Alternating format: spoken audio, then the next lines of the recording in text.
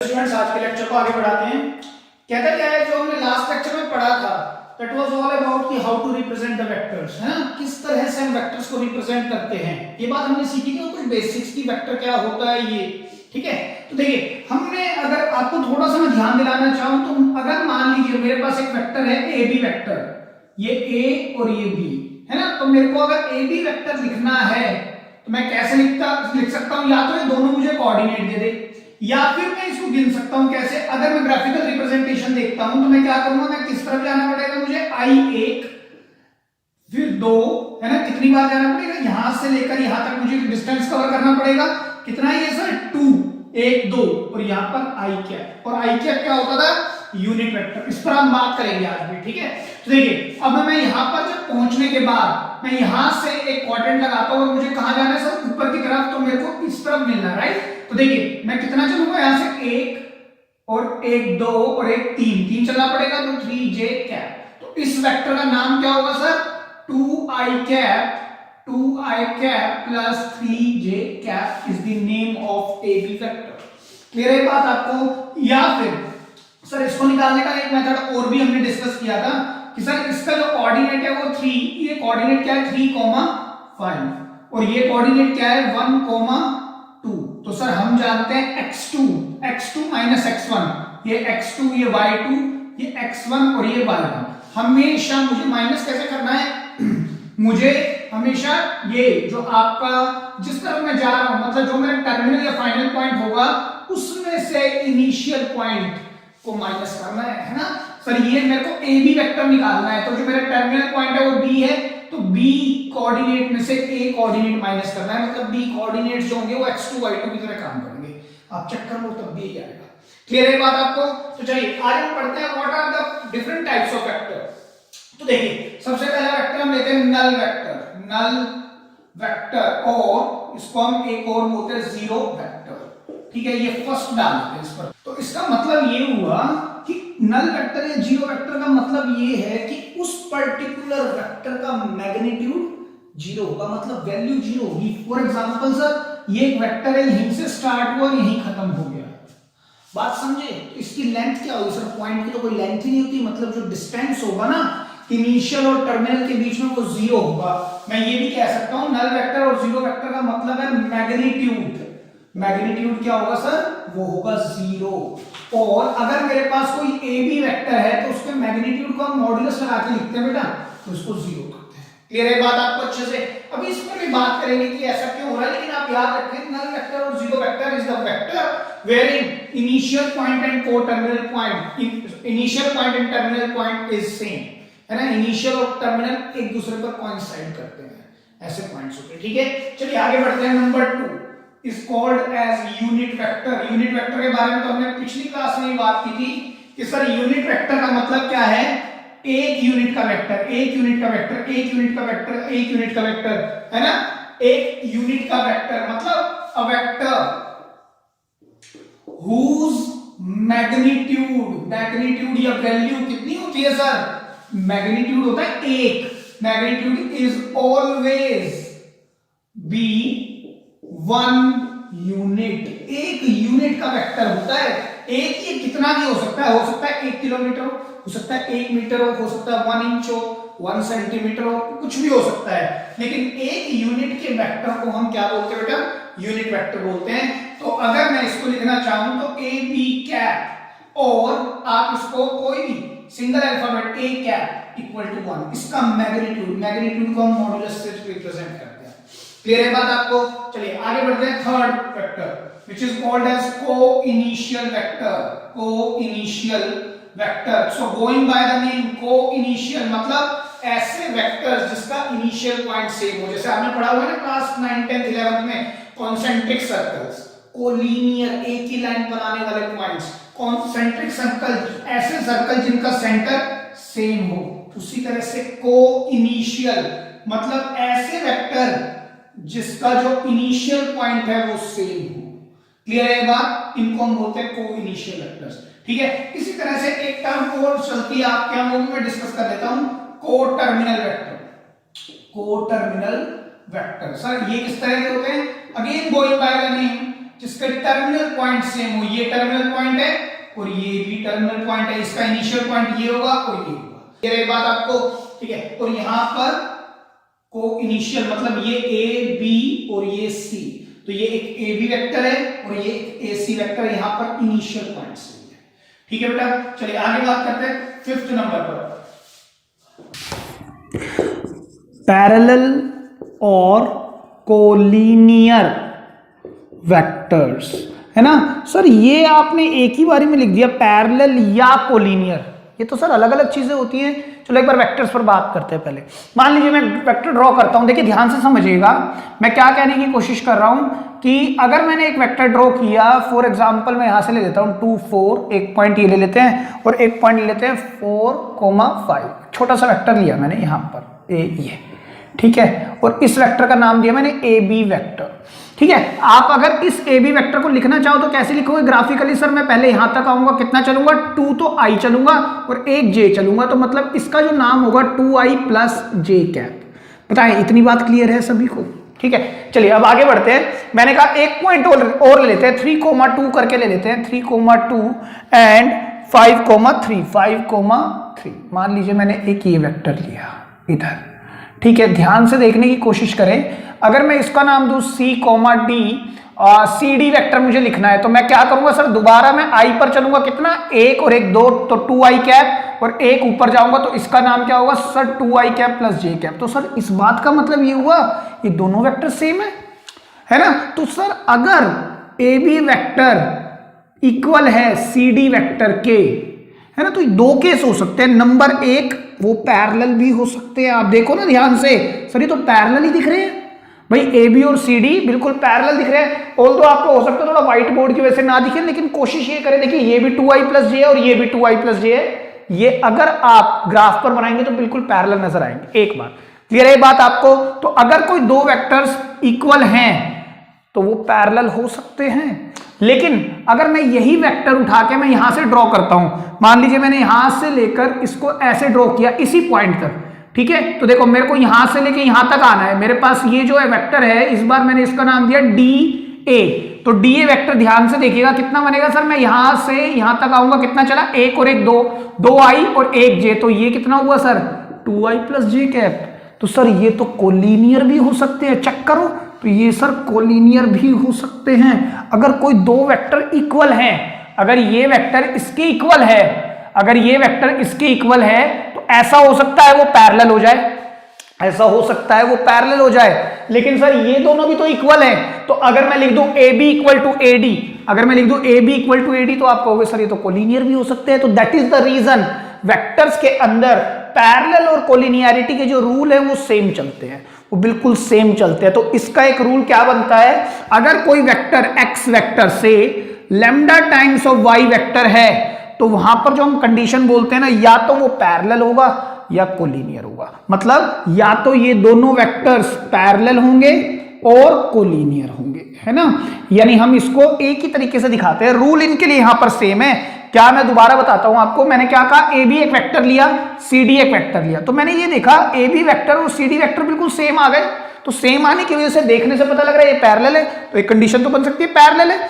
अगर मैं इसी वेक्टर को उठा के या एक और नया वेक्टर मैंने बनाया इस पॉइंट से लेके यहां तक का, तो डी ए जो वेक्टर निकला ना वो भी सर वही निकल गया 2i प्लस जे।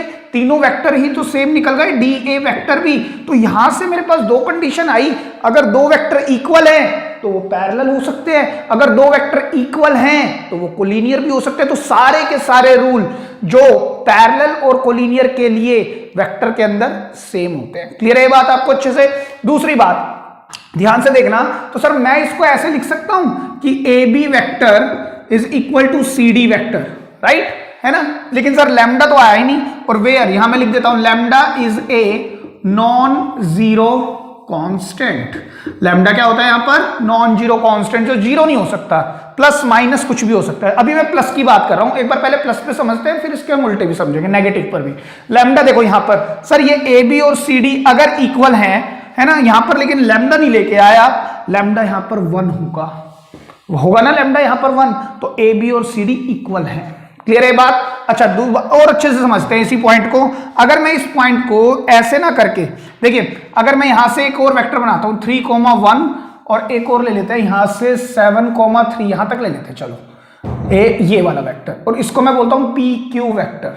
ध्यान से देखना फिर से, देखिए पी क्यू वेक्टर को एक बार इसको है ना, इसका मेजरमेंट करते हैं कितना होगा ये, यहां से यहां तक जाएंगे हम, पहले कितना चले 1 2 3 4 सर 4i चलेंगे, और ऊपर कितना चले सर 2j, चेक करो 1 और 1 2 7 3 तक। तो इस जो वेक्टर का ये जो वेक्टर बना हमारा है, जो इसका ये वेक्टर कैसा होगा 4i प्लस 2j कैप, है ना, 4i प्लस 2j कैप। तो देखिए ध्यान से, ये दोनों देखने में सर अभी भी पैरेलल है। तो इस बात का फर्दर मतलब ये है कि अगर मैं पी क्यू वेक्टर को लिखता हूं, कितना है वो 4i cap plus 2j cap, और अगर मैं इस पी क्यू वेक्टर से 2 कॉमन ले लूं तो अंदर बचता है 2i cap plus j cap. तो P Q vector is equal to, एक बार मैं इन दोनों की बात कर रहा हूं, तो C D vector twice of किसका है ये सी डी वेक्टर। तो ध्यान से देखिएगा, पी क्यू वेक्टर को मैं एक्स वेक्टर बोल रहा हूं, इसको शॉर्ट नेम दे सकता हूं ना मैं एक्स वेक्टर, और इस वेक्टर को मैं वाई वेक्टर बोल रहा हूं। तो जो एक्स वेक्टर है ट्वाइस ऑफ वाई वेक्टर है, और लैम्डा क्या है यहाँ पे 2। तो इस बात का मतलब फर्दर ये है कि ये अगर वेक्टर, एक वेक्टर दूसरे वेक्टर का कुछ टाइम्स है तो वो वेक्टर या तो उसके पैरेलल होगा या कोलिनियर होगा। सर दोबारा देखें कोलिनियर पर, देखो अगर मैं इस पॉइंट को यहां से ले लूं -2 से 2 तक, ठीक है, तो अब देखो दोबारा से अगर मैं, चलो मैं एक काम करता हूं, इस पॉइंट को ही रख दे सर, देख ऐसे गिनने की बजाय, तो ये पॉइंट आपने क्या लिया हुआ है 2,4 और ये पॉइंट क्या लिया है -2,2। आप फटाफट से निकाल सकते हो। अब ये डी ए ना लेके इसको मैं ना इस बार ले लेता हूं क्यू ए वेक्टर। देखो sir y2 x2 minus x1 कितना आएगा सर 4i कैप, और 4 - 2 सर 2j कैप प्लस का, चेक करो फिर से। तो सर देखो P अभी भी क्यू ए वेक्टर और ए बी वेक्टर को देखो, तो मैं अगर क्यू ए वेक्टर को यहां लिखता हूं, कितना है ये 4i cap plus 2j cap, तो क्यू ए वेक्टर इस में से कॉमन ले लो 2, तो यहां आएगा 2i cap plus j cap. तो Q A vector is equal to twice of, अगर मैं इसके साथ बात करता हूं तो ये ए बी वेक्टर, तो मैं ये कह सकता हूं अगर एक वेक्टर किसी दूसरे वेक्टर का कुछ टाइम है तो या तो वो पैरेलल होंगे या कोलिनियर होंगे। देख लो यहां से भी ये रिजल्ट निकल रहा है, यहां से भी ये रिजल्ट निकल रहा है, कोलिनियर वाले में भी यही रिजल्ट निकला और पैरेलल वाले में भी यही रिजल्ट निकला। इसलिए वेक्टर्स में इन दोनों पर रूल सेम चलते हैं, पैरेलल हो चाहे कोलिनियर, तो हम इनको एक ही तरह के वेक्टर मानते हैं सिर्फ और सिर्फ वेक्टर्स में, क्योंकि रूल सेम है, रूल टर्म सेम नहीं है बिल्कुल भी। 10th तक जो आप पढ़ते थे बिल्कुल ठीक था, वो रूल सेम है, रूल देख लो आप, चेक करो, ठीक है। अच्छा सर एक काम और करते हैं कि ये तो बात समझ में आई। अब अगर मैं इस वेक्टर का नेगेटिव देखूं, तो अगर मैं इसी वेक्टर को पी क्यू वेक्टर को देखो दोबारा दिखाता हूं, आपको समझ में आ गया वो 4i 2j आ रहा है।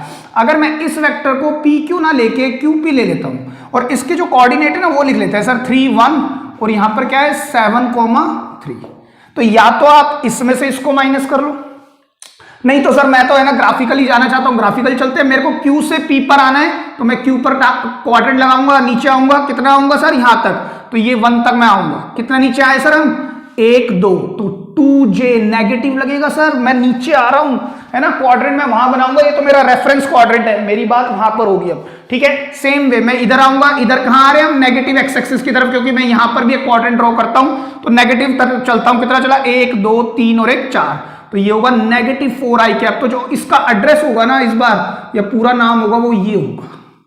क्लियर है बात, ठीक है। नहीं तो सर मेरे पास तो कोऑर्डिनेट है, और मैंने तो ये सीखा है कि अगर मुझे कोई वेक्टर बनाना है तो टर्मिनल में से इनिशियल पॉइंट्स को माइनस किया जाता है, तो 3 - 7 -4, 1 - 3 -2, ऐसे भी लिख सकता था मैं, है ना। लेकिन आपको समझना दोनों तरह से है, ऑल्दो आपको जब पेपर में आएगा तो आपको तब तो एक कोऑर्डिनेट से ही करना है, बट मैं आपको ग्राफिकली इसलिए बता रहा हूं जिससे आपका कंसेप्ट क्लियर हो।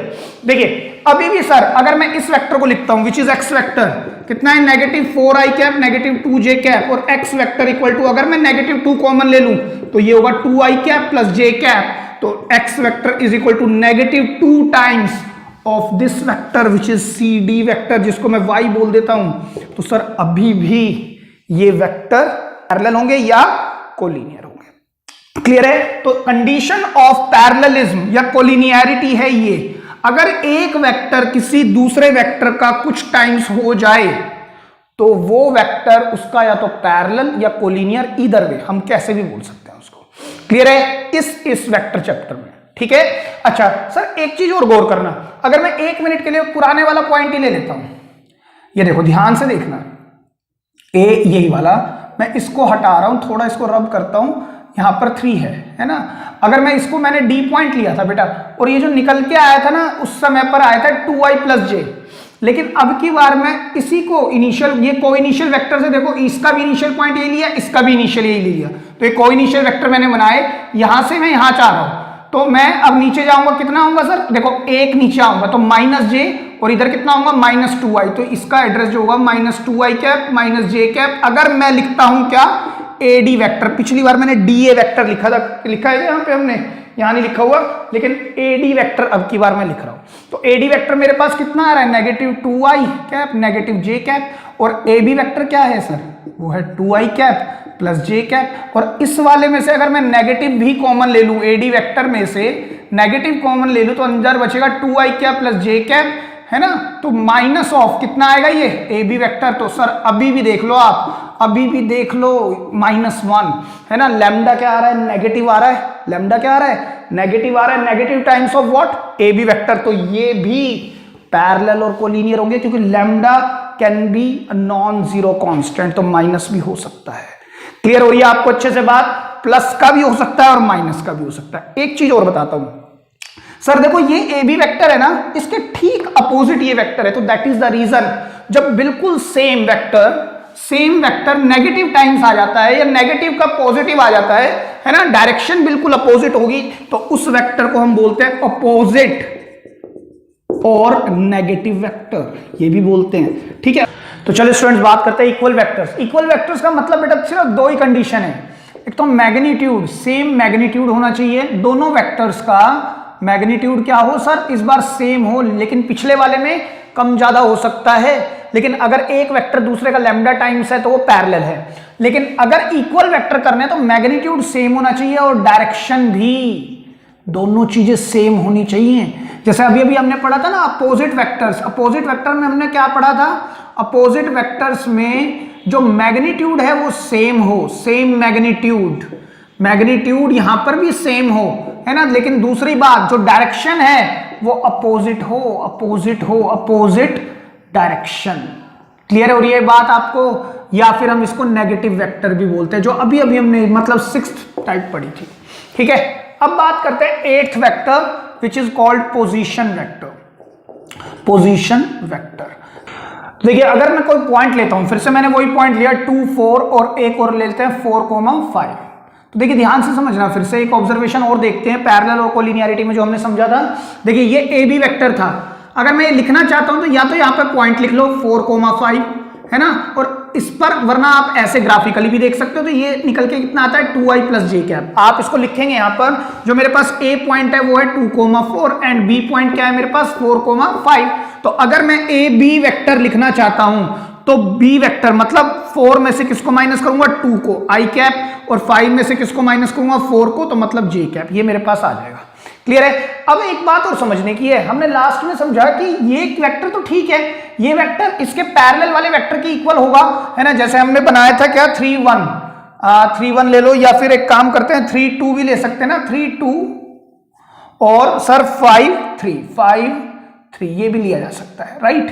तो देखो ध्यान से देखना, ये 5, 3 है और ये 3, 2 है, तो ये भी कितना आएगा 2i कैप + j कैप। ऐसे ही हमने इधर से भी देखा था, वो भी कितना आया था 2i + j कैप। तो इस बात का मतलब ये हुआ sir due to rigid body motion, मतलब ये क्या है, वेक्टर है। वेक्टर क्या होता है, directed line segment, line segment की एक लेंथ होती है, डायरेक्शन भी दे रहा है। अगर ये लेंथ है, मान लो ये लेंथ हमारे पास 3 या 4 है, 4 मान ली मैंने लेंथ, तो मैं इसको पैरेलली डिस्प्लेस कर सकता हूं कहीं पर भी, तो इसी को हम बोलते हैं रिजिड बॉडी मोशन। ये एक साइंस का वर्ड है, फिजिक्स का, या हम इसको कंसेप्ट ऑफ फ्री वेक्टर्स में भी ला सकते हैं, कंसेप्ट ऑफ फ्री वेक्टर्स। मतलब क्या हुआ, मैं किसी भी वेक्टर को without changing its magnitude and direction उसको मैं डिस्प्लेस कर सकता हूं, ऊपर नीचे कर सकता हूं, लेकिन पैरेलली या कोलिनियर, मतलब इधर और इधर या ऊपर या नीचे, और डायरेक्शन वही रहेगी और मैग्नीट्यूड भी वही रहेगा।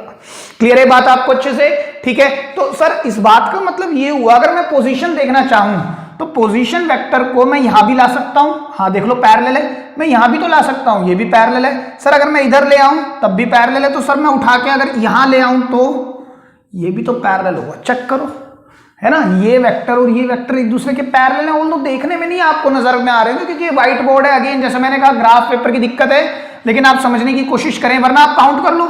सर ये कितना होगा, 1 और 1 2 आई कैप, और ये कितना है सर यहां से यहां तक, सर इतना नहीं ले लिया ना आपने, ज्यादा ले लिया, तो ये 2 आई कैप प्लस जे कैप, तो ये ओ ए वेक्टर। तो मैं अपनी आसानी के लिए, क्योंकि देखो मैं अपनी आसानी के लिए किसी भी वेक्टर को मैं यहां ना करके ना यहां करके मैं कहां लिख सकता हूं, मैं उसको पोजीशन पर ला सकता, पोजीशन मतलब ओरिजिन पर उसका इनिशियल पॉइंट प्लेस कर सकता हूं। तो देखिए अगर मैं ओ लेता हूं, ओ के पॉइंट क्या है 0,0,0, और ए वेक्टर के पॉइंट क्या है सर यहां से 2,1, है ना, हम 2D पे ही बात कर रहे हैं तो 2D पे ही चलते हैं अभी, तो 2,1। तो अगर सर मैं ओ ए वेक्टर निकालना चाहूं तो 2 - 0 2 आई कैप, 1 - 0 जे कैप, तो सर अभी भी वेक्टर ठीक है। तो इस बात का मतलब ये हुआ कि rather than working on any general vector, मैं उस पर उसको पोजीशन वेक्टर मतलब मैं उसकी पोजीशन चेंज करके ओरिजिन पर ला सकता हूं अपनी आसानी के लिए, जिससे कि मैं उस वेक्टर को बहुत जल्दी लिख सकता हूं। अभी तो मैं क्या कर रहा हूं x2 - x1, लेकिन अगर मुझे पता लग गया एक ओरिजिन है तो सर जो टर्मिनल पॉइंट है ना उसी को उठा के रख दो यहां पे। देखो कितना जल्दी लिखा गया, क्या, एक वेक्टर 2i प्लस जे कैप। यहां से भी ये रिजल्ट निकल रहा है, यहां से भी मैं किसी भी वेक्टर को पैरेलली डिस्प्लेस कर सकता हूं without changing its magnitude and direction. तो सर पैरेलली आपने यहां डिस्प्लेस किया या पैरेलली यहां डिस्प्लेस करो, या ये भी तो पैरेलली ही है, जब मैं इसको डिस्प्लेस कर सकता हूं इधर लाऊं या इधर लाऊं या यही लाइन में लगाऊं तब भी तो ये पैरेलल है या कोलिनियर है। क्लियर हो रही है आपको बात? वहां पर दोनों जगह पर ये बातें सेम चल रही हैं कि मैं किसी भी वेक्टर को पैरेलली या कोलिनियरली डिस्प्लेस कर सकता हूं। आप ऐसे समझे, है ना? तो अपनी आसानी के लिए मैं इसको कहां ले आया, ओरिजिन पर, और जब मैंने इसकी ओरिजिन पर इनिशियल पॉइंट को रख दिया तो that is called as position vector. Clear है भाई? ये बात आपको याद रहेगी, ये बात आपने याद रखनी है कि पोजीशन वेक्टर क्या होता है। Although it's a science topic, लेकिन फिर भी यहां पर भी कई कई जगह पर काम पड़ेगा, तो हम इसको याद रखेंगे। ठीक है, क्वेश्चन कहेगा कि this is the position vector of point A. Question कैसे बोलेगा, this is the position vector of point A. For example ये दे देगा 2i + j, तो पॉइंट ए तो ये है, लेकिन उसका इनिशियल पॉइंट हमेशा o होगा, क्योंकि वो क्या बोल रहा है, this is the position vector of point A.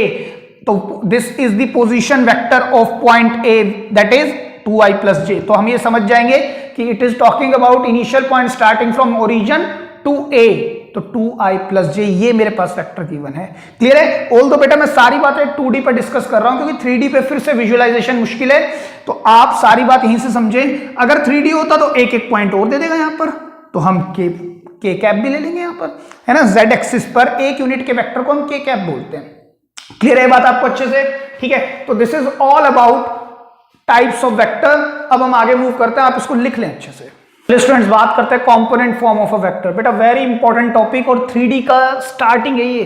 Again हम बात तो 2D से ही करेंगे। जैसे मान लीजिए मेरे पास एक पॉइंट दिए हुए हैं A और B, ठीक है, मुझे कहता है वेक्टर निकालना है आपको AB वेक्टर, ठीक है। इनके पॉइंट दे दिए, वो मैं 3D में ले लेता हूं, x1 y1 z1, और यहां पर भी x2 y2 एंड z2। तो आप अच्छे से जानते हैं कि जो ए बी वेक्टर निकाला जा सकता है, सर कैसे निकलेगा, x2 - x1, है ना। हम डायरेक्ट लिख सकते हैं x2 - x1 i cap plus y2 - y1 j cap plus z2 - z1 k cap. Clear है बात आपको अच्छे से? और सर ऐसा भी तो किया जा सकता था, ए बी वेक्टर की बजाय अगर वो बी ए वेक्टर पूछ ले तो बी ए वेक्टर क्या होगा सर, इसका बिल्कुल अपोजिट होगा। मैं बी से ए पर जाऊंगा तो x1 - x2 चलेगा इस बार, तो x1 - x2 i cap plus y1 - y2 j cap plus z1 - z2 k cap. यही तो होगा सर। अगर वो ए बी वेक्टर पूछता है तो टर्मिनल पॉइंट ये होगा, बी ए पूछता है तो टर्मिनल में से इनिशियल के पॉइंट्स घटते हैं, तो हम ये लिख देंगे, है ना। तो सर एक बात और है, ध्यान से समझिएगा, कि सर ये तो मेरे को समझ में आ गया, ये ए बी बी सी, हम ए बी और बी ए हम वेक्टर हम ऐसे लिख सकते हैं, लेकिन अगर मैं इस वेक्टर की लेंथ की बात करूं, देखिए ध्यान से, अगर मैं यहां से लेकर यहां तक लेंथ की बात करूं, ए से लेकर बी तक, तो सर हम लेंथ निकाल नहीं सकते? हमने तो पढ़ा हुआ है क्लास 11th में या 10th में, अगर मेरे पास कोई लाइन सेगमेंट है, डायरेक्टेड है या नहीं है, यहाँ पर 3 4 है, यहाँ पर 5 6 है, तो सर लगाओ distance formula, you will get the length. तो सर यहां पर भी हम वही काम कर सकते हैं। अगर मैं लेंथ निकालना चाहूं, डिस्टेंस फॉर्मूला मैं लगा सकता हूं, which is x2 minus x1 का क्या होगा sir? Whole square, x2 minus x1 whole square plus y2 minus y1 whole square plus z2 minus z1 whole square. तो सर इसकी वैल्यू आ जाएगी ना मेरे पास लाइन की, कितनी लेंथ है, मतलब मेरे को क्या मिल जाएगा सर? मैग्नीट्यूड नाम की चीज मिल जाएगी। अब मैं ये कोशिश कर रहा हूं देखने की कि जो वेक्टर होता है ना, एक वेक्टर के अंदर दो कंपोनेंट है, एक वेक्टर के अंदर दो कंपोनेंट है, जिसके अंदर स्केलर भी बैठा है और डायरेक्शन भी बैठा है ना। स्केलर को छोड़ो सर, इसको मैग्नीट्यूड लिखते हैं, है ना, नंबर को छोड़ो, इस बार हम मैग्नीट्यूड की तरह बात करते हैं कि वेक्टर के अंदर एक तो मैग्नीट्यूड बैठा है, तो वेक्टर मैग्नीट्यूड तो मिल गया। देखो वेक्टर से हम मैग्नीट्यूड कैसे निकाल सकते हैं? हम डिस्टेंस फॉर्मूला से निकाल सकते हैं। और सर ये कैन नॉट बी क्या? नेगेटिव, तो हम मॉड्यूलस की प्रॉपर्टी या मैग्नीट्यूड सेम काम करता है यहाँ पे, और यहाँ पर अंडर रूट भी आएगा क्योंकि डिस्टेंस फॉर्मूला होता है। क्लियर हो रही है आपको ये बात? अच्छा सर एक बात और मैं अच्छे से जानता हूं कि चाहे x2 माइनस x1 कराओ, चाहे x1 माइनस x2 कराओ, चाहे आप x2 माइनस x1 लिखो या x1 माइनस x2 लिखो, ये तो कोई नंबर ही तो देगा।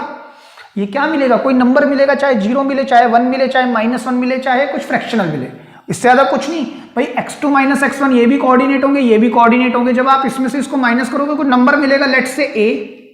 अगर मैं y2 माइनस y1 करता हूं तो लेट से वो b मिलेगा, और अगर मैं z2 माइनस z1 करता हूं तो लेट से वो c मिलेगा, है ना। फॉर द टाइम बिंग मैं इसको हटा रहा हूं, रीजन ये है कि आप कंफ्यूजन ना ले, मैं इसको रखना नहीं चाह रहा, बस मैं ये बताना चाह रहा हूं, चाहे मैं ये करूं चाहे ये करूं, चाहे मुझसे ए बी वेक्टर पूछे चाहे बी ए वेक्टर पूछे, x2 माइनस x1 करूं या x1 माइनस x2 करूं, एक नंबर मिलेगा जिसको मैं ए बी सी बोल रहा हूं, और these are called direction ratios. यही आपके डायरेक्शन रेशियोज कहलाते हैं, direction ratios.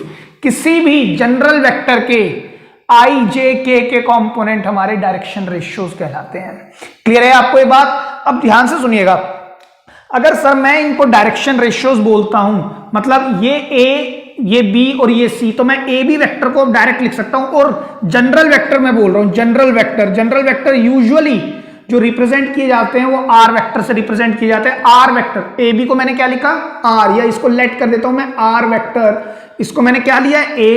A I cap plus B J cap plus C K cap. तो बेटा ये जो ए बी सी है ना, these are called direction ratios. इन्हीं को वेक्टर्स की सेंस में क्या बोला जाता है? डायरेक्शन रेशियोज बोला जाता है, जनरल वेक्टर।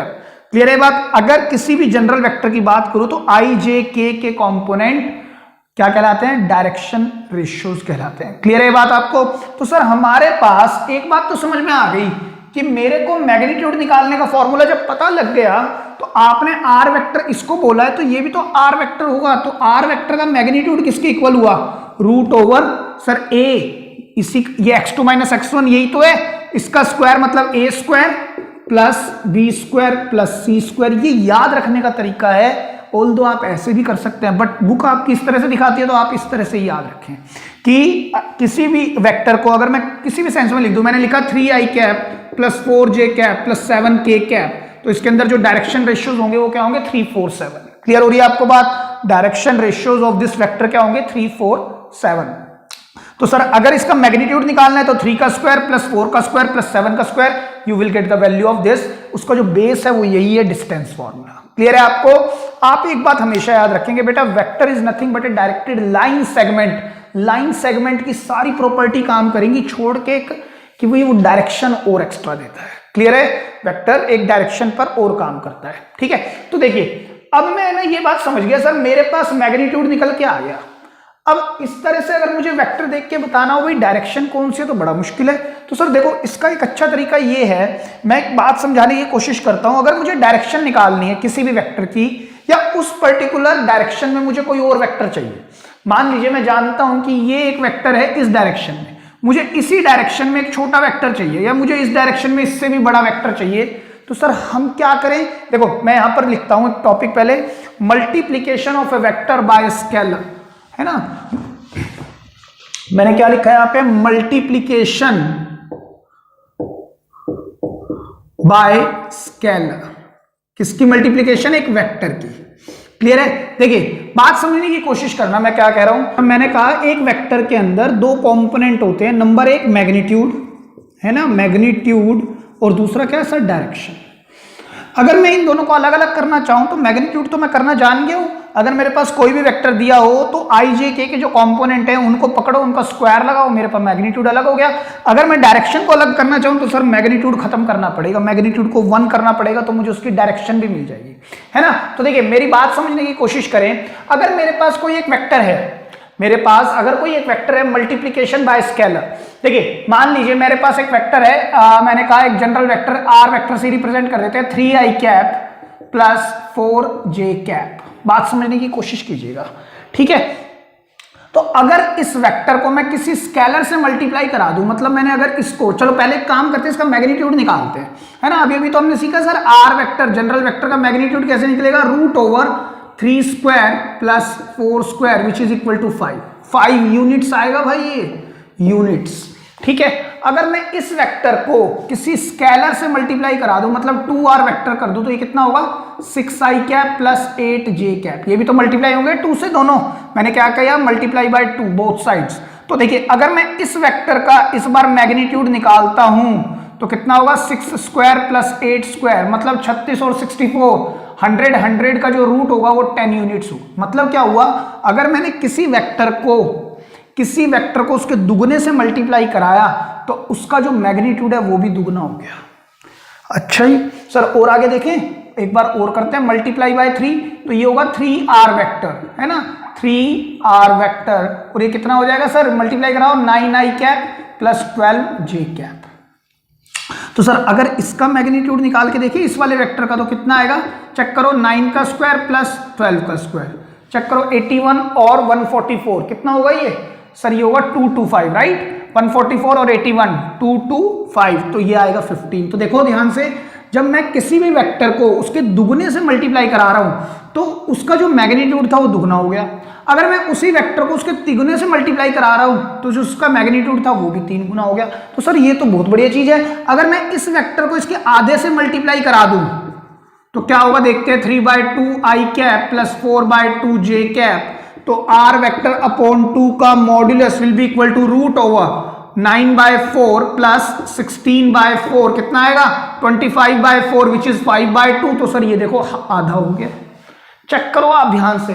तो सर एक बात पक्का हो गई कि अगर मुझे सिर्फ डायरेक्शन निकालनी है और मैग्नीट्यूड हटाना है, ध्यान से सुनिएगा, अगर मुझे किसी भी वेक्टर से मैग्नीट्यूड खत्म करना है, किसी वेक्टर से अगर मैग्नीट्यूड को खत्म करना है तो मैं काम कर सकता हूं, मैं उस वेक्टर को उसके मैग्नीट्यूड से ही डिवाइड कर देता हूं, तो वो मुझे क्या देगा सर, एक यूनिट वेक्टर देगा। बात को समझने की कोशिश करो।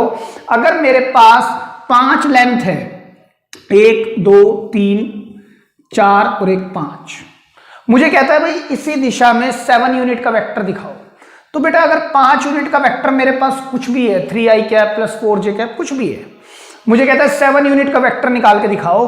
तो सर 7 यूनिट का वेक्टर मैं ऐसे कैसे निकालूं? आप याद करें, आपको बोलता था 5 किलो चीनी 25 रुपए की आती है, कहता है 7 किलो बताओ कितने की आएगी।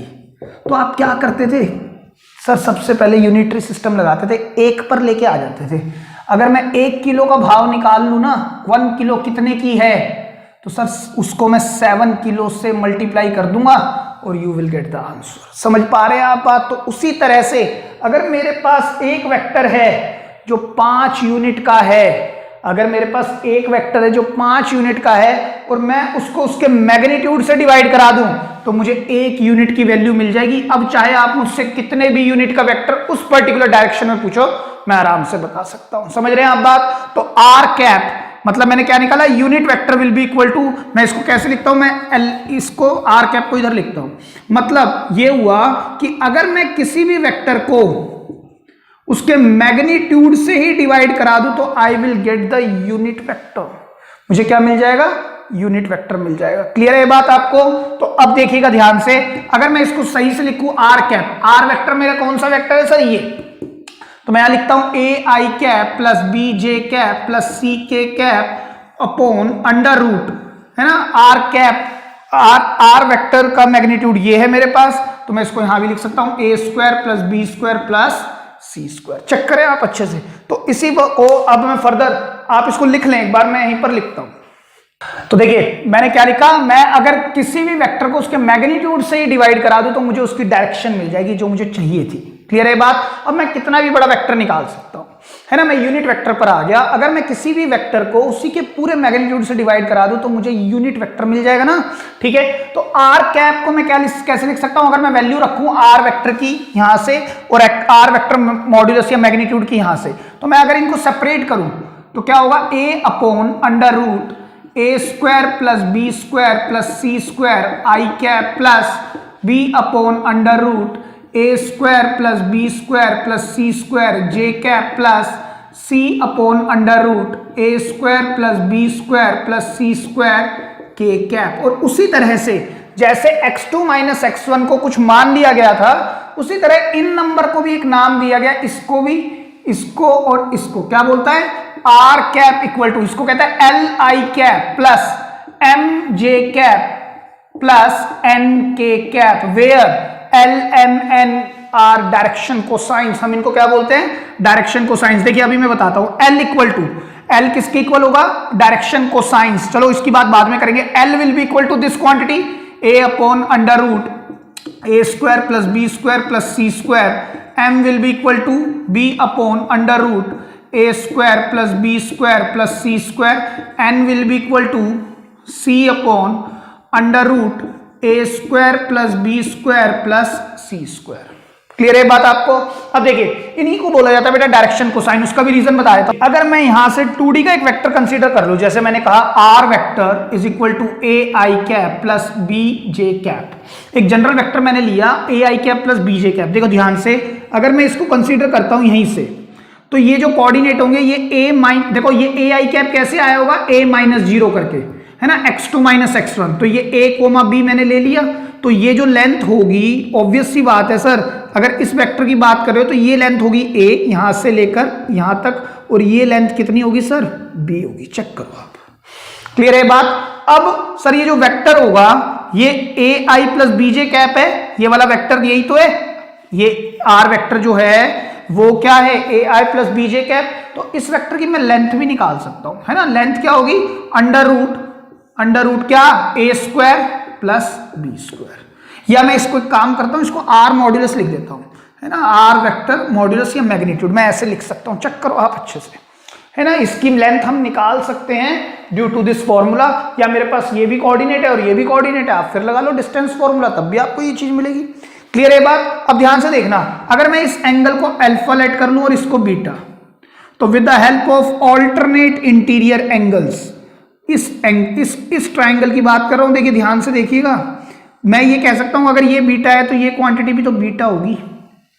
क्लियर है? अब देखा, अगर मैं यहां कोसाइन लगाता हूं, ये मेरे पास क्या है? डायरेक्शन एंगल्स हैं, ये डायरेक्शन दे रहे हैं मेरे को एंगल्स, लेकिन मैं कोसाइन लगाता हूं cos alpha, base upon hypotenuse, सामने वाली साइड तो परपेंडिकुलर, तो ये होगा बेस ए अपॉन में मॉड्यूलस आर वेक्टर। और आर वेक्टर मॉड्यूलस की वैल्यू क्या है सर? यही तो है। और ऊपर क्या है? ए अपॉन दिस, तो सर ए अपॉन दिस, इसी को तो बोला जाता है क्या? Cos alpha. तो ये डायरेक्शन एंगल्स हैं, लेकिन इन एंगल्स का जो रिलेशन है वो कोसाइन के साथ बैठता है, तो इसलिए इनको डायरेक्शन कोसाइंस बोला जाता है। क्लियर है? सेम वे इसको निकाल दो आप, कॉस बीटा क्या होगा? देखिए cos beta will be equal to base क्या होगा इसके लिए? बी अपॉन में hypotenuse which is R vector का मॉड्यूलस, तो B upon this root A square plus B square plus C square. Again मैं 2D पर बात कर रहा हूं, लेकिन मैं अगर 3D पर करूंगा तो सी और आ जाएगा, तो सी यहां से भी आएगा, तो कॉस बीटा। सेम वे अगर 3D होगा तो एक एक्सिस और होगा ना, एक स्केल और होगा, तो उसी को हम बोलेंगे कोस गामा। क्लियर हो रही है आपको बात? तो L M N are nothing but direction cosines consider किए जाते हैं। ए बी सी क्या कंसीडर किए जाते हैं? Direction ratios. एक बात आपने हमेशा याद रखनी है कि किसी भी जनरल वेक्टर के आई जे के कंपोनेंट, किसी भी जनरल वेक्टर के आई जे के कंपोनेंट मुझे डायरेक्शन रेशियोज देते हैं। हाउएवर किसी भी यूनिट वेक्टर के, किसी भी जनरल नहीं, किसी भी यूनिट वेक्टर के आई जे के कंपोनेंट मुझे हमेशा डायरेक्शन को साइंस देते हैं। क्लियर है? और कई बार क्वेश्चन आता है डायरेक्शन रेशियोज और एंगल के बीच में पूछता है। आप ये बात भी याद रखेंगे, डायरेक्शन रेशियोज का ना एंगल से लेना देना नहीं है, आप कोसाइन पर चीजें लेके आते हैं, एलएमएन पर बात करते हैं, फिर उसकी बात करते हैं। समझ रहे हैं आप? चलो ये बात हम क्वेश्चंस में भी करेंगे, ठीक है। एक बात और समझते हैं कि सर अगर ये आर कैप है, आप कह रहे हो ये आर कैप वेक्टर है ना, आर कैप मतलब ये यूनिट वेक्टर है, तो इसका अगर मैं मैग्नीट्यूड निकालूं तो 1 ही आना चाहिए। इसका अगर मैं मैग्नीट्यूड निकालता हूं तो क्या आना चाहिए? 1। तो आप ध्यान से देखना, अगर मैं इसका मैग्नीट्यूड निकालने की कोशिश करता हूं, आर कैप का मैग्नीट्यूड, मैग्नीट्यूड निकालने का फॉर्मूला क्या है सर? मैग्नीट्यूड निकालने का तो formula A square plus B square plus C square. तो यहां क्या होगा? This square plus this square plus this square. तो मैं एक काम करता हूं, ऐसे लिखता हूं L square plus M square plus N square. भाई इसका भी तो स्क्वायर बोलूंगा, अगर मुझे इसका मैग्नीट्यूड निकालना है तो ये होगा, और एल स्क्वायर की वैल्यू क्या है सर? ये। तो इसको आप जब स्क्वायरिंग करेंगे तो ए स्क्वायर नीचे आएगा, A square plus B square plus C square, इधर क्या आएगा? B square upon A square plus B square plus C square, इधर क्या आएगा? सी स्क्वायर, यहां बीच में प्लस है भाई, A square plus B square plus C square, और ऑन टेकिंग एलसीएम यहां आएगा A square plus B square plus C square, यहां पर ऊपर आएगा A square plus B square plus C square, और ये कैंसिल होने के बाद क्या देगा रिजल्ट सर? 1 देगा। मतलब यस, यूनिट वेक्टर का जो मैग्नीट्यूड होता है, मैंने आपको बताया था टाइप्स ऑफ वेक्टर में आज ही कि आर कैप का जो मैग्नीट्यूड होता है हमेशा 1 यूनिट होता है। तो बेटे आप अच्छे से याद रखेंगे कि जो यूनिट वेक्टर होता है ना, उसका जो यूनिट वेक्टर के आईजेके के कंपोनेंट हमें डायरेक्शन को साइंस देते हैं, और इसका जो मैग्नीट्यूड आएगा वो हमेशा 1 के इक्वल आएगा। ये सारी कंडीशंस आपने याद रखनी है। तो एक बार समराइज करते हैं, मैंने क्या कहा, अगर मुझे ए से बी एक वेक्टर निकालना है, ठीक है, तो ए बी वेक्टर को मैं ऐसे लिखूंगा या ऐसे लिखूंगा। क्लियर है? और विद द हेल्प ऑफ मैंने ये कहा वेक्टर के 2 कंपोनेंट है, ये और ये। मैं चाहूं तो मैग्नीट्यूड और डायरेक्शन को अलग अलग कर सकता हूं। तो मैग्नीट्यूड को मैंने अलग किया, मैंने कहा इसमें सिर्फ इसका मैग्नीट्यूड तो मैं निकाल सकता हूं with the help of distance formula, मैंने निकाल के देखा, और मैंने कहा इन नंबर्स को ही डायरेक्शन रेशियोज बोला जाता है। ठीक है बेटा, इसके पीछे ही बड़ी बड़ी कहानी है कि क्यों डायरेक्शन रेशियोज बोलते हैं, मैं उस पर नहीं आना चाहता क्योंकि this is something out of topic. और है ना, बहुत से बच्चे जो है ना कॉमर्स स्टूडेंट्स होते हैं, उनको नई चीजें पता लग पाएंगी। मैं ये चाहता हूं कि आप फिलहाल ये याद रखें कि डायरेक्शन रेशियोज मीनिंग किसी भी जनरल वेक्टर के आईजेके के कंपोनेंट। ठीक है, ये बात आप इतनी याद रखें। अभी मेरे को नहीं लगता it is the right time to speak about everything on direction ratio. ठीक है, देखिए अब हमने क्या किया, इस क्वांटिटी को जो मेरे को एक नंबर देगा, मैंने कहा उसको एबीसी ले लो और उसी को हम डायरेक्शन रेशियोज बोलते हैं। क्लियर है बात? दूसरी बात, जनरल वेक्टर जो मेरा बन गया वो आर वेक्टर, इसको मैंने कहा आर वेक्टर, और ये ए आई प्लस बीजे प्लस सी के सेम वे, इसकी जगह पर मैंने ए रख दिया तो ये ए बी सी स्क्वायर हो गया। क्लियर है? एक वेक्टर के 2 कंपोनेंट है, मैग्नीट्यूड और डायरेक्शन। अगर मैं डायरेक्शन को अलग करना चाहता हूं तो मैग्नीट्यूड हटा दो। तो मैग्नीट्यूड हटाने के लिए मैंने क्या सहारा लिया, मैंने सोचा मल्टीप्लीकेशन बाय स्केलर अगर हम करते हैं तो मैंने ये चीज देखी कि एक वेक्टर का दुगुना करने पर उसका जो मैग्नीट्यूड है वो दुगुना हो गया, एक वेक्टर का तिगुना करने पर उसका मैग्नीट्यूड 3 गुना हो गया। तो अगर मुझे मैग्नीट्यूड ही हटाना है तो मैं क्या करूं, उस पूरे वेक्टर को उसके मैग्नीट्यूड से डिवाइड करा दूं तो मुझे यूनिट वेक्टर मिल जाएगा, जिसको हम ये बोलते हैं। तो R cap will be equal to this. तो हमारे पास ये आ गए क्या, डायरेक्शन कोसाइन, और इस तरह से हम इसको समराइज कर सकते हैं। क्लियर है बात आपको अच्छे से? एक बार इसको लिख देता हूं मैं, आप एक बार इसको लिख लें, फिर मैं एक बार और इसके ना जो टेबल फॉर्मेट में लिख के इसको ओवर करते हैं, लिख लें। तो बेटा हमने क्या पढ़ा, वेक्टर के अंदर या वेक्टर के 2 कंपोनेंट है, मैग्नीट्यूड और डायरेक्शन, उसको अलग अलग किया। लेकिन वेक्टर भी 2 ही तरह के हैं। नंबर 1 जनरल वेक्टर है ना। जिस बच्चे को बात सारी समझ नहीं आई है, मेरे ख्याल से जो मैं ये समरी लिख रहा हूं ना, इसी से सब कुछ हो जाएगा, लेकिन आपको समझना तो थोड़ा सा चाहिए। जनरल वेक्टर जो फॉर्म होती है ना उसकी, वो R vector equal to A I cap plus B J cap plus C K cap होती है। और ये जो ए बी सी है, A B and C are D R, ये डायरेक्शन रेशियोज कहलाते हैं। और अगर मुझे, मैंने क्या कहा, अगर मुझे इसका मैग्नीट्यूड निकालना है तो आर वेक्टर का मैग्नीट्यूड क्या होता है, A square plus B square plus C square, ये मुझे डी आर देता है। जनरल वेक्टर मैं यहां लिख रहा हूं बेटा, ये मुझे क्या देता है, डी आर्स देता है, ठीक है, चलो यहां भी लिख देते हैं आर डी आर्स, ये होते हैं डी आर्स हैं। जनरल वेक्टर मुझे क्या देता है, डी आर्स। बहुत इंपॉर्टेंट है 3D के लिए, याद रखिए आप। जो यूनिट वेक्टर होता है ना, वो यूनिट वेक्टर का मतलब हुआ किसी भी वेक्टर को उसी के मैग्नीट्यूड से डिवाइड कराना, ठीक है। तो ये जो निकलेगा तो L I M J plus N K की सेंस में निकलता है। क्लियर है बात आपको। और आर कैप का जो मैग्नीट्यूड होता है वो L square plus M square plus N square, उसी तरह से। लेकिन सर फर्क क्या है, ये जो एल एम एन है ना, where L M and N are direction cosines, इन्हीं को हम डायरेक्शन कोसाइंस बोलते हैं भाई, कोसाइंस, ठीक है। वैसे तो अल्फा बीटा गामा तो एंगल्स हैं, डायरेक्शन एंगल्स, लेकिन क्योंकि कोस के साथ रिलेशन बनता है तो हम इनको डायरेक्शन कोसाइंस डायरेक्ट बोलते हैं। तो ये यूनिट वेक्टर होता है ना, इसमें आई जे के कंपोनेंट मुझे डीसीज देते हैं, डीसीज मतलब डायरेक्शन कोसाइंस। लेकिन जो जनरल वेक्टर होता है ना, उसमें आई जे के कंपोनेंट मुझे डी आर्स देते हैं। ये इंपॉर्टेंट चीज है, आपने जो याद रखनी है। क्लियर है। अब कुछ क्वेश्चंस देखते हैं, देन विल मूव फर्दर। लिख लें। तो चलिए स्टूडेंट्स बात करते हैं आइडेंटिफाइंग द फॉलोइंग वेक्टर्स, है ना। आपकी एनसीईआरटी से ही क्वेश्चन है और बहुत ही आसान क्वेश्चन है, सिर्फ टाइप्स ऑफ वेक्टर पर बात कर रहा है। कहता है कि ये बता दो वेक्टर कौन कौन से हैं इसके अंदर।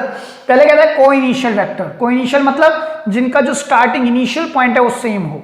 तो इस फिगर से मुझे देख के बताना है इनिशियल वेक्टर, ऐसे वेक्टर्स जिनका स्टार्टिंग पॉइंट सेम हो। तो सर देखो मेरे को दिख रहा है एक ये, इसका ये इनिशियल मतलब इस वेक्टर का इनिशियल पॉइंट ये होगा और इस वेक्टर का भी इनिशियल पॉइंट ये, तो को इनिशियल है। लेकिन अगर इस वेक्टर का को इनिशियल देखता हूं तो ये है और ये इसका ये है। तो देखिए मुझे क्या बताना है, को इनिशियल मतलब जिन वेक्टर्स का इनिशियल पॉइंट सेम है उन्हीं को लिखना है। तो सर इन्हीं दोनों वेक्टर्स का तो इनिशियल पॉइंट सेम है, तो कौन कौन से होंगे, ए वेक्टर एंड डी वेक्टर। बस ये करना है आपने।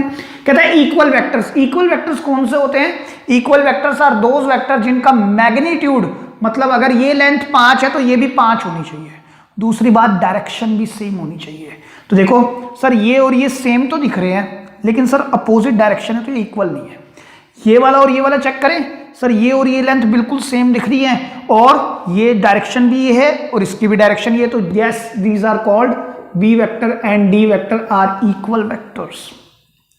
आगे चलते हैं, collinear but not equal, collinear हो लेकिन इक्वल ना हो।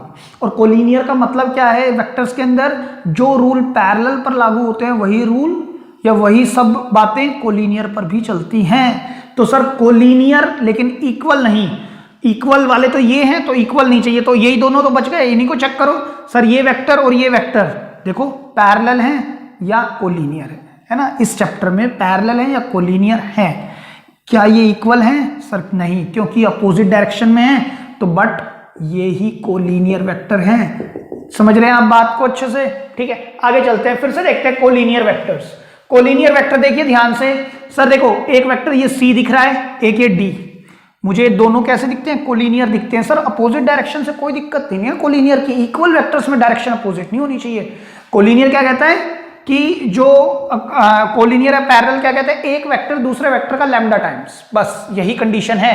तो ये वेक्टर इस वेक्टर का कुछ लैम्डा टाइम्स है ना। ये आप पैरेलल और कोलिनियर भी दिख रहा है। तो सर ये दोनों तो है, ए वेक्टर और ऊपर लिखना है ना हमारे को, तो ए वेक्टर और sorry C vector and D vector. Sir A B है, देखो ध्यान से, सर ये वेक्टर कोलिनियर है और ये सर पैरेलल है इन दोनों के। तो सर ये भी कोलिनियर ही बनेगा, क्योंकि कंसेप्ट ऑफ फ्री वेक्टर्स भी बोलता है ना कि मैं इस वेक्टर को पैरेलली डिस्प्लेस कर सकता हूं, तो मैं यहां भी ला सकता हूं, यहां भी ले जा सकता हूं। तब भी ये वेक्टर जो यहां आएगा, ये वेक्टर यहां आएगा, तो ये दोनों वेक्टर आपस में पैरेलल भी तो होंगे। तो yes A C and D are collinear और पैरेलल। क्लियर है बात। आगे चलते हैं इक्वल वेक्टर्स। इक्वल वेक्टर ध्यान से देखिए, सर मुझे दिखता है कि ये वेक्टर और ये वेक्टर ही इक्वल है, क्योंकि ये वेक्टर में देखो एक और एक दो, ये 2 यूनिट का है, ये 1 यूनिट का दिखता है ना। अगर ये 3 का है, 1 2 और 1 3, तो ये 2 यूनिट का है, ये भी 2 यूनिट का है। और इस वेक्टर की तो बात ही नहीं कर सकते ना, क्योंकि ये वेक्टर तो पैरेलल तो है ही नहीं। तो हमारे को इक्वल क्या कहता है, इक्वल कहता है कि एक तो मैग्नीट्यूड सेम, दूसरा डायरेक्शन सेम। तो सर देखने में नहीं लग रहा तो कोई नहीं, इसको ठीक कर लो। ये दोनों की मैग्नीट्यूड सेम है और डायरेक्शन भी सेम है। तो A vector and C vector को इनिशियल, अगेन जिनका स्टार्टिंग पॉइंट सेम हो। तो देखो सर इस वेक्टर पॉइंट और ये स्टार्टिंग पॉइंट, तो कौन कौन होंगे? B vector, C vector and D vector are the coinitial vector. Clear है? लिख लें। तो चलो स्टूडेंट्स बात करते हैं क्वेश्चन नंबर 1 से। ये आपके एक्सरसाइज 10.2 का भी क्वेश्चन नंबर 1 है, और जिस तरह से मैं इनकी सीरीज बनाऊंगा या सीक्वेंस बनाऊंगा या ऑर्डर बनाऊंगा, मेरे हिसाब से भी क्वेश्चन नंबर 1 ही होगा। क्लियर है? तो देखिए क्या कहते हैं, compute the magnitude of the following vectors. मुझे क्या निकालना है? मैग्नीट्यूड निकालना है इन वेक्टर्स का। मैग्नीट्यूड का मतलब क्या है? सर देखिए मेरे पास ये 1, देखो अगर मैं इसके एक बार हम सब कुछ लिखेंगे, ये एक वेक्टर दिया हुआ है ए वेक्टर, क्या उसने बताया ये यूनिट वेक्टर है? नहीं। तो मैं क्या ट्रीट करूंगा? It is a general vector. तो जो जनरल वेक्टर है तो इसके डायरेक्शन जो रेशियोज है ना, मैं लिख के बता रहा हूं आपको, जो डायरेक्शन रेशियोज हैं वो मतलब ए बी सी क्या है? 1:1:1। ये बात आप याद रखेंगे। किसी भी जनरल वेक्टर के आई जे के कंपोनेंट्स या कॉफिशिएंट्स डायरेक्शन रेशियोज कहलाते हैं। ठीक है, अब मैं ना सिर्फ उन्हीं चीजों पर बात करूंगा जो आपके कोर्स से रिलेटेड है, इधर उधर नहीं, क्योंकि मैं चाहता हूं कि आप लोग स्टिक रहें, क्योंकि ये टॉपिक मुझे मालूम है थोड़ा सा कॉमर्स वालों को दिक्कत करता है, बट फिर भी ट्राई टू अंडरस्टैंड थिंग्स। ठीक है, और बेटा एक अच्छा चंक आता है इस चैप्टर से, लगभग 20 से 22 नंबर का चैप्टर आता है आपके यहाँ पे वेक्टर प्लस 3D करके। तो देखिए ध्यान से देखिएगा। अब आप डायरेक्शन रेशियोज को मैं क्या लिख सकता हूं? ABC 1:1:1। ठीक है, लेकिन सर ये पूछा नहीं था मैंने, फिर भी आपको एक एडिशनल इंफॉर्मेशन यहां दे दी। मुझे कहा है कि मैग्नीट्यूड निकालो, तो मुझे इस वेक्टर का मैग्नीट्यूड निकालना है, ए वेक्टर का मैग्नीट्यूड। उसका फॉर्मूला हमने पढ़ा था a² + b² + c², और ये ABC क्या है? जनरल वेक्टर के आई जे के कॉम्पोनेंट। वो क्या होगा? 1 का स्क्वायर 1 का स्क्वायर 1 का स्क्वायर 1 का स्क्वायर 1 और 1 2 और 1 3, तो ये √3। लेकिन आप मैग्नीट्यूड है, ये एक लेंथ को डिनोट करता है, तो मीटर सेंटीमीटर किलोमीटर कुछ तो होगा, लेकिन सर ऐसे बताया नहीं हुआ, तो आप यूनिट्स लगा के चलेंगे। क्लियर है बात? चलिए आगे बढ़ते हैं। बी वेक्टर, अगर मैं ये भी सर एक जनरल वेक्टर दिखता है, क्योंकि कुछ बताया नहीं हुआ इसने, अगर कुछ भी नहीं कहता है तो it is implied it is a type of general vector, right?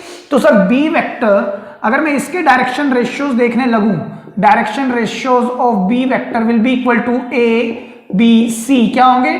2 ratio, sir -7:3। आप रेशियोज को विद द साइन लेंगे प्लस माइनस, तो माइनस लेंगे। क्लियर है बात आपको? अच्छा सर मुझे तो ये चाहिए नहीं था, मुझे क्या निकालना है? इसका मैग्नीट्यूड। तो मैग्नीट्यूड का फॉर्मूला क्या होता है? √A² + b² + c², और ये ABC क्या होते हैं? किसी भी जनरल वेक्टर में आई जे के कंपोनेंट्स, तो 2² + -7² + -3 का स्क्वायर, तो ये कितना होगा? 4 + 49 + 9 कितना आएगा? 53 और 9 रूट में आएगा 62 यूनिट्स। क्लियर है? ये इसका मैग्नीट्यूड होगा। आगे चलते हैं। अब मुझे कहता है इसका भी हमें क्या निकालना है? मैग्नीट्यूड निकालना है। तो मैं इसको डायरेक्टली निकाल सकता हूं, क्या होगा? √A² + b² + c²। ABC कौन होते हैं? सर जो जनरल वेक्टर है उसमें आई जे के कॉम्पोनेंट, मतलब √3 whole square + 1/√3 whole square + 1/√3 whole square. तो देखिए ये कितना देगा? 1/3 + 1/3 + 1/3। तो सर ये बनेगा रूट के अंदर ही, चेक करो आप, 3/3 कैंसिल होने के बाद क्या आएगा? 1 यूनिट इज दी क्या है? मैग्नीट्यूड है इसका, इस वेक्टर का मैग्नीट्यूड। तो सर ऐसा हमने पढ़ा था, जिस वेक्टर का मैग्नीट्यूड 1 आएगा ना, वो वेक्टर एक यूनिट वेक्टर होगा। यूनिट वेक्टर है इसका मतलब ये वाला। क्लियर है? लेकिन उसने लिखा नहीं था, तो मैं ABC की तरह ही चला रहा था। क्लियर है बात? ये ना सोचना कि सर ये तो यूनिट वेक्टर है तो आपने LMN वगैरह तो कुछ लगाया ही नहीं। मैं क्या कह रहा हूं, क्योंकि उसने ऐसा कुछ बताया नहीं कि ये यूनिट वेक्टर है ना। अगर वो स्पेसिफाई करेगा yes it is the unit vector, then I will think about कि these are not direction ratios, these are direction cosines.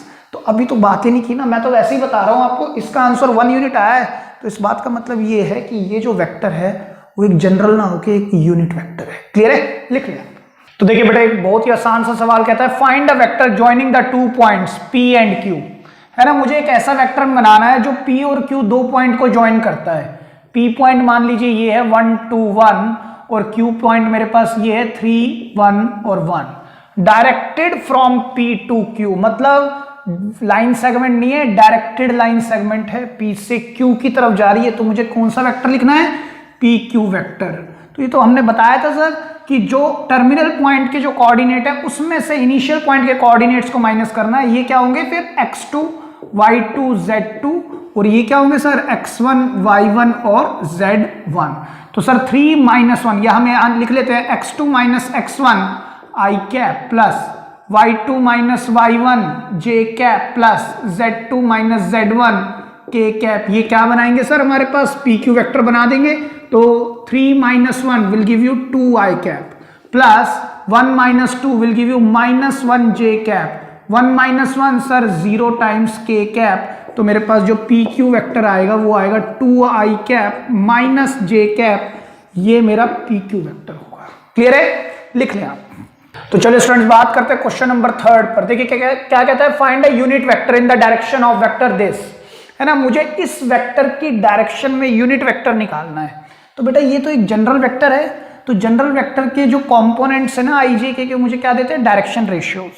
मुझे क्या निकालना है, यूनिट वेक्टर। तो चलिए यूनिट वेक्टर निकालने के लिए हमने सीखा कि अगर कोई भी मुझे यूनिट वेक्टर निकालना है तो जो मेरे पास वेक्टर है ना उस वेक्टर को उसके मैग्नीट्यूड से डिवाइड करा दो। तो मेरे पास वेक्टर क्या है, वो ये है।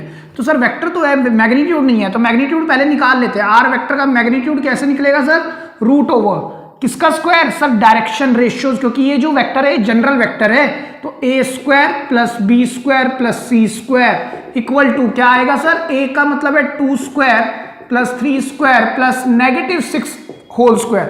4 और 9 13, 13 और 36 49, तो रूट में आएगा 49 इक्वल टू 7 यूनिट्स। ये मेरे पास क्या आ गया, आर वेक्टर का मॉड्यूलस, जनरल वेक्टर का लेंथ मॉड्यूलस डिस्टेंस आ गया इन, यानी कि अगर मैं बात करूं कि दो कोऑर्डिनेट्स के बीच में, कोऑर्डिनेट्स क्या होंगे 0 0 0 2 3 -6 होंगे ना भाई।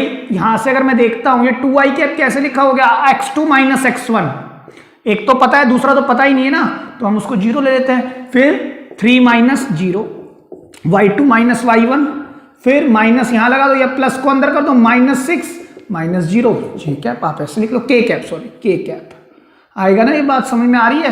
तो x2 x1 y2 y1 z2 z1, ठीक है। तो हम इसको पोजीशन वेक्टर भी बना सकते हैं, ठीक है ना। ये बात समझ आ गई होगी। तो आप फिलहाल हमें क्या निकालना है, यूनिट वेक्टर। तो यूनिट वेक्टर को हम कैसे लिखेंगे, R vector. Sir this is 2i cap plus 3j cap minus 6k cap upon R vector का मॉड्यूलस, वो तो हम निकाल चुके हैं 7। तो R cap equal to 2/7 i cap plus 3/7 j cap minus 6/7 k cap. ये मेरा क्या होगा, आर कैप, मतलब यूनिट वेक्टर है ये, यूनिट वेक्टर। सर पक्का ये यूनिट वेक्टर है, कैसे कंफर्म होगा, मैंने आपको बताया था यूनिट वेक्टर के जो आई जे के कंपोनेंट्स है ना वो LMN कहलाते हैं, मतलब ये डायरेक्शन कोसाइंस है ना। एक इस तरह का क्वेश्चन मैंने आगे भी रखा हुआ है, लेकिन अभी बात समझते हैं कि ये क्या है, डायरेक्शन कोसाइंस है। तो सर अगर मैं इसका मॉड्यूलस ले लूँ तो ये 1 आना चाहिए। अगर मैं इस आर कैप का मॉड्यूलस ले लूँ, क्योंकि ये यूनिट वेक्टर है और यूनिट वेक्टर की जो लेंथ होती है वो 1 यूनिट होती है, तो इसका स्क्वायर करना, रूट करो L स्क्वायर मतलब 4/49, 9/49 और प्लस लगा के -6 का स्क्वायर 36/49। सर एलसीएम लोगे तो अंडर रूट में आएगा 49 और ऊपर भी 49, ये कैंसिल होगा तो 1 यूनिट ही तो आ रहा है। तो yes it is the unit vector. Clear हो रही है आपको ये बात? ऑल्दो उसने नहीं पूछा लेकिन मैं समझ सकता हूं ये यूनिट वेक्टर पक्का होगा। अच्छा एक चीज और पूछी इसने, also right the scalar and vector components of this vector. मेरे पास आर वेक्टर गिवन है, क्या है, 2i cap plus 3j cap minus 6k cap. Clear है? अगर मैं स्केलर कंपोनेंट्स की बात करता हूं तो स्केलर का मतलब होता है नंबर, स्केलर कंपोनेंट्स का मतलब क्या हुआ, नंबर 2 3 एंड -6, 2 3 एंड -6। क्योंकि एक वेक्टर के अंदर दो चीजें होती है ना, आपको बताया था मैंने, वेक्टर के अंदर स्केलर है ना और एक डायरेक्शन। डायरेक्शन आई जे कैसे पता लगती है, स्केलर 2 3 -6। ये बात समझ आ रही है? अच्छा अगर मैं बात करूं वेक्टर कंपोनेंट्स, वेक्टर कंपोनेंट्स वो क्या होंगे, देखिए ध्यान से सर वो तो ये होगा 2 या i, खाली i लिख दें, नहीं सर i कैप नहीं, वेक्टर जब लिखेंगे तो पूरा लिखेंगे। Vector consist of both the things, vector में स्केलर भी होगा और डायरेक्शन भी, तो स्केलर भी चाहिए और डायरेक्शन भी चाहिए। Same way 3j and -6k cap, दोनों चीज लिखेंगे। बेटा इस तरह के क्वेश्चन एक एक नंबर में पूछता है और बच्चे यहीं पर गड़बड़ करते हैं। स्केलर कंपोनेंट में तो सर डायरेक्शन नहीं होगी, स्केलर होगा, नंबर होगा, लेकिन वेक्टर में दोनों चीज होंगी, स्केलर भी और डायरेक्शन भी। क्लियर है? चलिए आगे बात करते हैं। क्वेश्चन नंबर 4 सर सेम रखा हुआ है बिल्कुल, कहता है find the direction ratios and direction cosine. Again अगर मुझे डायरेक्शन रेशियोज निकालनी है तो क्या ये जनरल वेक्टर है? यस।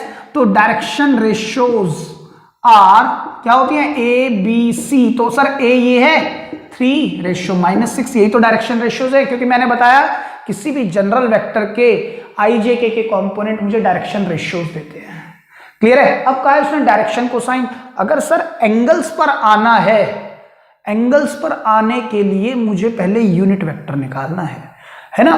डायरेक्शन कोसाइन में किससे रिप्रेजेंट करता हूं? LMN। LMN कब आएंगे? जब आर कैप आएगा, मतलब यूनिट वेक्टर निकालो। अगर मैं यहां से यूनिट वेक्टर निकालता हूं तो वो क्या होगा? R vector upon R vector modulus.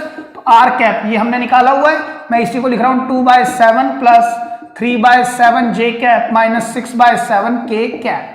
तो जो डायरेक्शन कोसाइंस होंगे ना, डायरेक्शन कोसाइंस आर है ना, which is L M N, क्या होंगे? L होगा 2/7, 3/7 एंड -6/7, ये होंगे। एक बात और, ये रेशियोज हैं तो इसके बीच में तो हम रेशियो लगा देते हैं। मैंने कहाँ लिखा है इसको? इसमें नहीं लिखा, राइट? हाँ सॉरी, यहाँ लिखा हुआ है। रेशियोज हैं तो हम रेशियो लगाते हैं। बच्चे कई बार करते हैं डायरेक्शन कोसाइन के बीच में भी रेशियो लगा जाते हैं। ये रेशियोज नहीं है, ये एंगल्स है, डायरेक्शन एंगल्स। लेकिन इनका कोस के साथ एक रिश्ता बनता है, एक रिलेशन बनता है, तो हम इनको डायरेक्ट डायरेक्शन कोसाइंस बोलते हैं। क्लियर है? लिख लें। तो चलिए स्टूडेंट्स बात करते हैं क्वेश्चन नंबर 5 पर। कहता है find a vector of magnitude 5।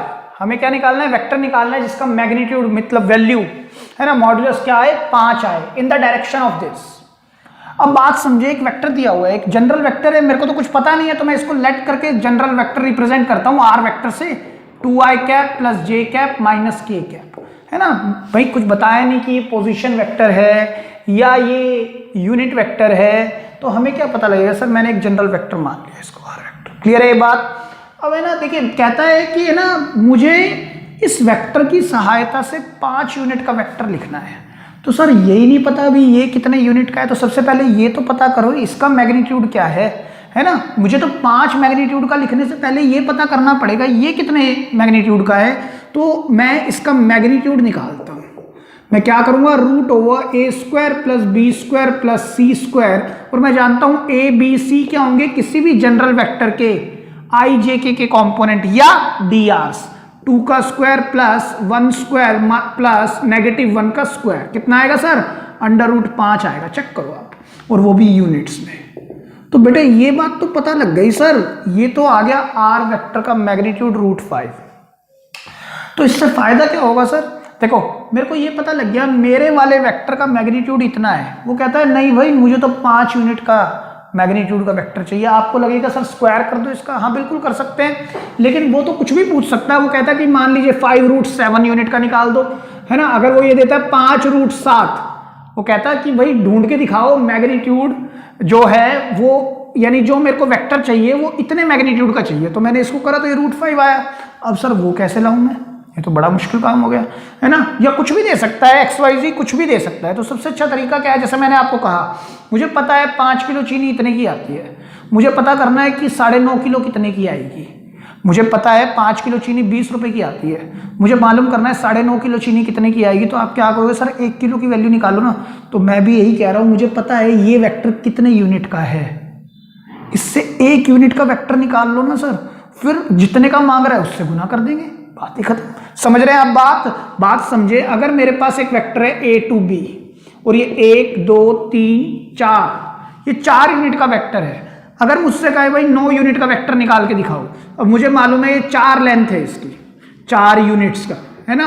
मुझे कहता है 9.5 लेंथ का वेक्टर निकाल के दिखाओ, तो मैं क्या कहूंगा? सर 1 यूनिट का निकाल लो, मल्टीप्लाई 9.5 मल्टीप्लाई 9.5, है ना, मल्टीप्लाई 9.5। तो सर बहुत आराम से निकल जाएगा। तो बार बार हम वही करेंगे कि जब जब वो किसी भी मैग्नीट्यूड का वेक्टर बोलेगा तो हम पहले यूनिट वेक्टर निकालेंगे। तो यूनिट वेक्टर को निकालने का तरीका क्या है? आर वेक्टर जो भी वेक्टर है उसको उसके मैग्नीट्यूड से डिवाइड कर दो।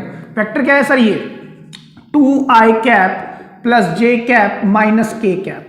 इसके नीचे इसका मॉड्यूलस, मॉड्यूलस कितना है? √5। तो इनको सेपरेट कर दें, √5 इसके नीचे भी आएगा, √5 इसके नीचे भी आएगा और इसके नीचे भी आएगा। चेक कर रहे हैं अच्छे से, ठीक है। ये मेरे पास क्या आ चुका है?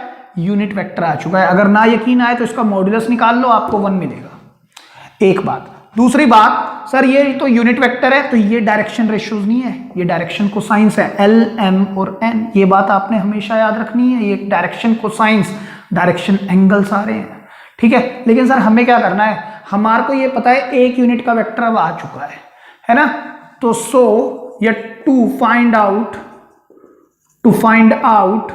अ वेक्टर ऑफ 5 यूनिट्स, है ना, 5 यूनिट्स था ना, तो हम क्या करेंगे सर, इसको 5 से गुना कर दें, इस इक्वेशन को 5 से मल्टीप्लाई करोगे तो यहां भी 5 से गुना करोगे, पूरे को मल्टीप्लाई कराओगे ना, 2i कैप अपॉन में कितना आएगा, √5 प्लस j कैप अपॉन में √5 माइनस k कैप अपॉन में √5। तो 5r कैप इक्वल टू, ये जो मल्टीप्लाई होगा तो आएगा 10 upon √5 i cap plus 5 upon √5 j cap minus 5 upon √5 k cap. अगर आप कैंसिल करना चाहो तो कैंसिल करें, नहीं तो आप ऐसे भी रहने दे सकते हैं। तो ये मेरा जो वेक्टर होगा वो 5 मैग्नीट्यूड का वेक्टर होगा, क्योंकि ये वेक्टर जो है वो 1 मैग्नीट्यूड का है, तो इसको अगर 5 से गुना कर दिया तो 5 मैग्नीट्यूड का, वरना आप इसका मैग्नीट्यूड अलग से निकाल के देख लो, आपको 5 मिलेगा। क्लियर है बात आपको अच्छे से? चलिए आगे बढ़ते हैं। और इस तरह के क्वेश्चन भाई पूछता है पेपर में, ये भी बता रहा हूं मैं, ठीक है। Right 2 vectors having same magnitude. आपको 2 वेक्टर लिखने हैं जिनका मैग्नीट्यूड सेम हो। तो देखो एक वेक्टर मैं लिख के दिखाता हूं। मान लो मैंने एक जनरल वेक्टर लिया R1 वेक्टर, है ना, क्या लिखा सर आपने, 3i cap plus 4j cap minus 5k cap, मान लो मैंने ये लिख दिया, ठीक है। तो सर मैग्नीट्यूड सेम होना चाहिए, तो पहले इसका मैग्नीट्यूड चेक करें एक बार, कितना आएगा, √3² प्लस 4² प्लस -5²। तो ये होता है 25, 16 कितना होगा, 41 और 9 रूट में 50 यूनिट्स, है ना। मुझे एक वेक्टर और लिखना है, एक वेक्टर और लिखना है जिसका मैग्नीट्यूड यही हो। तो सर दोबारा निकालो क्या यूनिट वेक्टर, निकाल लो यूनिट वेक्टर, फिर आप किससे मल्टीप्लाई कराओगे, उसी से तो करा दोगे सर। तो मैं इसको डायरेक्ट भी कर सकता हूं, जो सेम मैग्नीट्यूड, मतलब यही मैग्नीट्यूड चाहिए ना, तो इनको आगे पीछे कर दो। मैं ऐसे कर सकता हूं 3i cap minus 5j cap plus 4k cap. अब आप निकालो तो 3 का स्क्वायर माइनस 5 का स्क्वायर प्लस 4 का स्क्वायर, तब भी यही आएगा। नहीं तो सर मैं और करके ऐसे भी लिख सकता था, -3i cap minus 5j cap minus 4k cap. अब देखो सर इसका मैग्नीट्यूड निकालो, -3 का स्क्वायर माइनस 5 का स्क्वायर माइनस 4 का स्क्वायर, तब भी वही आएगा। आप मल्टीपल वेक्टर्स लिख सकते हैं, एक नहीं आप 100 वेक्टर लिख सकते हैं कि जिसका मैग्नीट्यूड सेम आ जाए। क्लियर है बात आपको अच्छे से? चलिए आगे बढ़ते हैं। कहता है right 2 vectors having same direction. इस बार कहता है डायरेक्शन सेम चाहिए।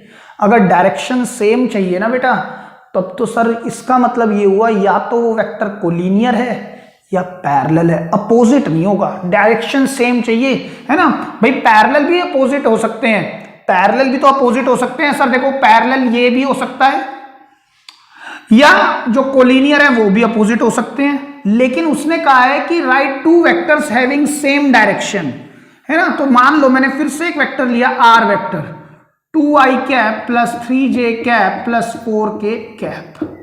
तो जिस डायरेक्शन में ये है ना, उसी डायरेक्शन का वेक्टर चाहिए। तो सर ये जो डायरेक्शन होगी, इसकी जो भी डायरेक्शन होगी, तो हम जानते हैं x vector equal to lambda times y vector, है ना। कंडीशन ऑफ कोलिनियरिटी या और पैरेललिज्म, है ना। हमने अभी तो पढ़ा था, ये किसी भी डायरेक्शन को जानने का ये तो तरीका है कि अगर कोई वेक्टर किसी का लैम्डा टाइम्स है तो वो उसी की डायरेक्शन में। तो ये वेक्टर का अगर मैं कुछ लैम्डा टाइम्स ले लूं, लेकिन नेगेटिव नहीं ले सकता इस बार। क्यों नहीं ले सकता? क्योंकि जो ये डायरेक्शन होगी उसकी उल्टी डायरेक्शन हो जाएगा। मुझे चाहिए सेम डायरेक्शन।